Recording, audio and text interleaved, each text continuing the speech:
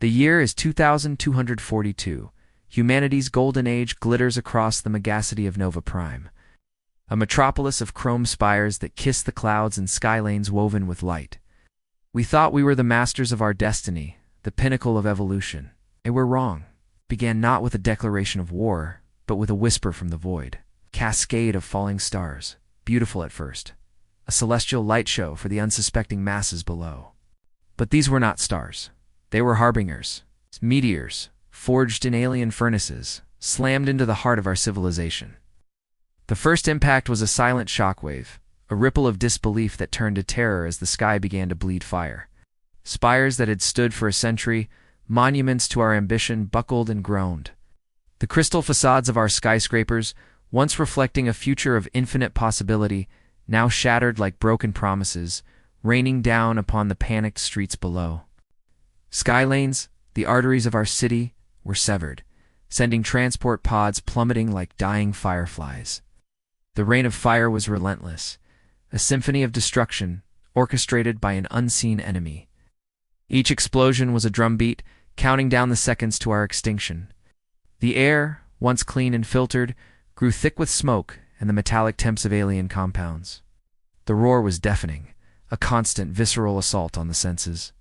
In minutes, our gleaming utopia was transformed into a smoldering tomb, a graveyard of dreams under a sky choked with alien dust. This wasn't just an attack, it was an erasure. The opening salvo in a war we never knew had begun. From the ashes of Nova Prime, a new kind of human was forged. Not in the sterile labs of our past, but in the crucible of our ruined present. We were the survivors, the ghosts haunting the skeleton of our own city. We called ourselves the Echo Brigade. Our homes were the shattered husks of buildings, our playgrounds the twisted steel of fallen skylanes, and our weapons. They were gifts from the invaders themselves. Scavenging became our religion. We learned the hum of their energy cells, the deadly beauty of their plasma rifles. We pried open their downed fighters, dissecting alien technology with a desperate curiosity. Their weapons felt strange in our hands, humming with an energy that felt both foreign and intoxicating. We learned to wield them, to turn their own power against them. Clashes erupted in the labyrinthine ruins. A squad of Echo fighters would ambush an alien patrol in the shadowy canyons between fallen skyscrapers. The brilliant purple and green flashes of plasma fire lighting up the perpetual twilight. The invaders were relentless, insectoid creatures clad in biomechanical armor. Their movements precise and utterly devoid of emotion. They were soldiers. We were survivors. And in the heart of our dying city, we fought for every inch of rubble, every broken street. Our resistance was a flicker of defiance in an overwhelming darkness, a testament to the fact that even when its cities fall, humanity does not break. We fought not for victory, but for the right to exist. To remember a world that was, and to scream our existence into the face of the void. Among the ranks of the Echo Brigade was a legended ghost in the machine named Kale, barely 18. He was born of the Skylanes, a former racing prodigy whose reflexes were honed in high-speed zero-gravity circuits. He saw the city not as a graveyard, but as a new kind of racetrack. His target was the ultimate prize, the ultimate ride, one of the massive floating alien turrets that patrolled the upper atmosphere like malevolent gods.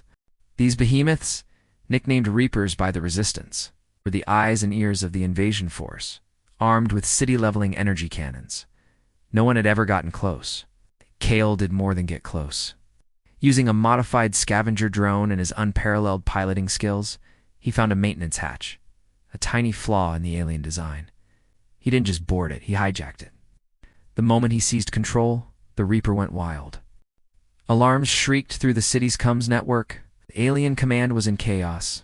Massive floating gunship, their own instrument of death, was now a rogue element, a human-piloted missile. What followed was the most insane chase in human history. Kale pushed the Reaper to its limits, weaving through the skeletal remains of skyscrapers, its gargantuan frame scraping against crumbling concrete. Alien fighters swarmed him like angry hornets, their plasma bolts stitching fiery patterns across the sky. He used the city itself as his shield, diving through the hollowed-out core of what was once the financial district, leading his pursuers through a deadly obstacle course of hanging debris and collapsing infrastructure. Explosions blossomed around him, each one a punctuation mark in his defiant joyride. It was a ballet of destruction, a high-speed, explosive race against time through the very heart of the apocalypse. He wasn't just escaping. He was making a statement. He was showing them that their power could be broken, that their machines could be tamed, and that one human kid with nothing left to lose could turn their greatest weapon into their biggest nightmare. The chase couldn't last forever. Battered and cornered, with alien fighters closing in from all sides, Kale knew his ride was over.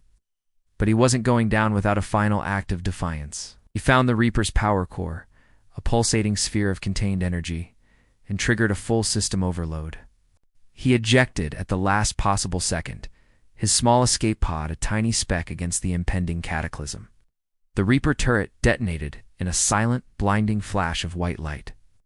The shockwave it produced was immense, a wave of pure force that vaporized the entire swarm of pursuing fighters and shook the very foundations of the ruined city. For a moment, there was just silence, a terrible, profound silence. But as the blinding light faded, something new was revealed. Where the Reaper had been, something else now pulsed in the sky. It wasn't debris.